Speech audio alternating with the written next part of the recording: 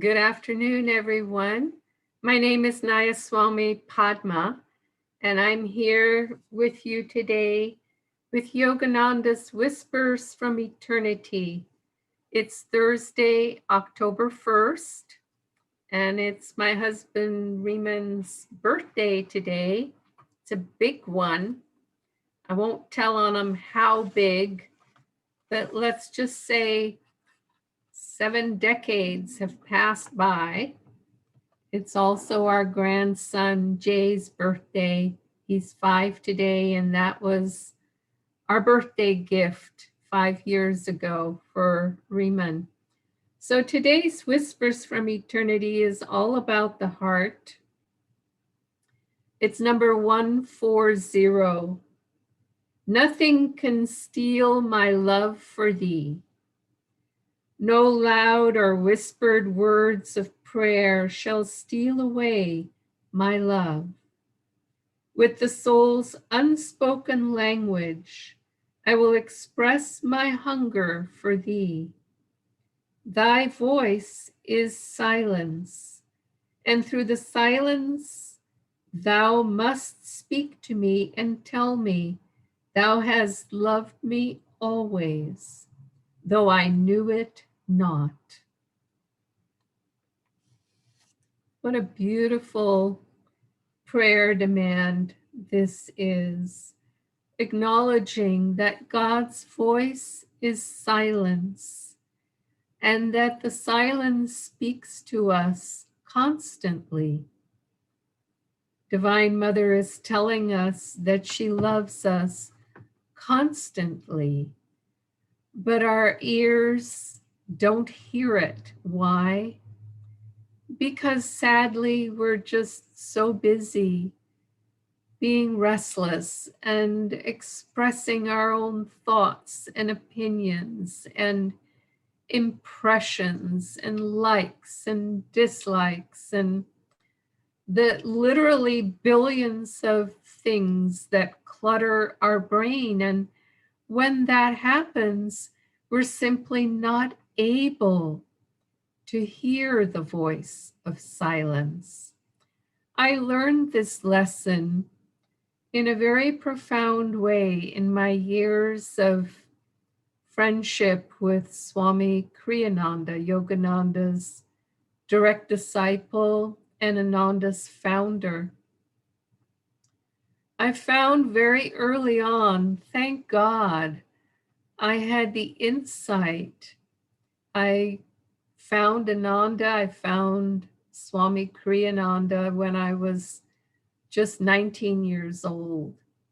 And it was very early on in my journey that I realized that I could easily miss what it was that he had to say if I was too busy babbling away with my own thoughts. And that I would do better, that I would gain more insight and understanding if I could learn to be still in his presence. And then I learned that this extended not just to him, but in my study of Yogananda's teachings and writings, that each time I came to it, and I know literally hundreds of people have told me the same, that they experience more and more insight every time they go back to reread it, because our minds were too full of whatever our karmic tests and situations were in those other moments when we first read these things. Suddenly we're a little more quiet because we're not in the middle of those storms. And in the stillness, we gain more insight. We dig a little deeper like geologists, or I should say like anthropologists, going deeper and deeper into the meaning of those words, remembering that we can only understand things depending on the accumulation of our karma to that point in time. and how it enables us to understand something. So until we begin to work on clearing some of that karma away in the still waters of the inner spine, then we begin to hear, to understand, to gain the insight into what we're reading or what we're hearing in conversation, especially with those of great wisdom. But that point even extends further. It extends to be able to become more still and practice being a good listener with everyone in all circumstance, because the divine is seated at the heart of every atom of creation.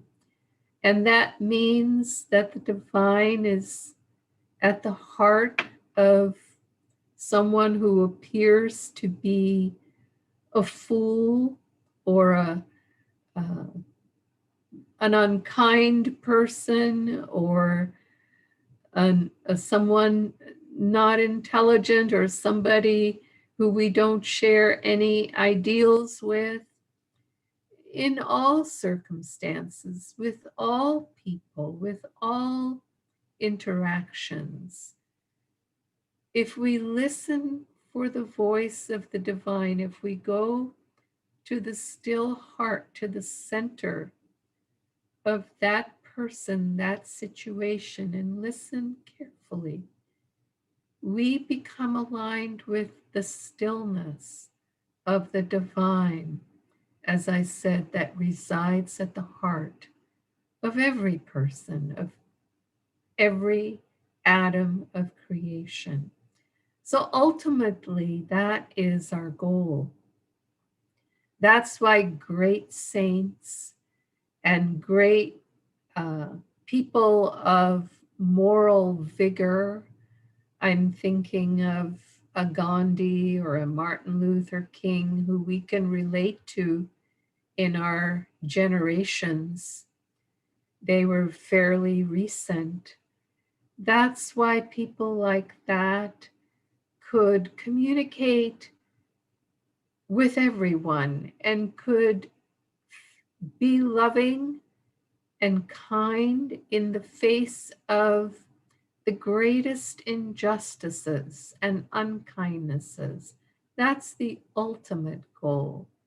But for you and I now, let's just even begin with learning to become more still, practicing stillness in meditation, and applying that to our study of the teachings and to being in the presence of those we respect with spiritual wisdom.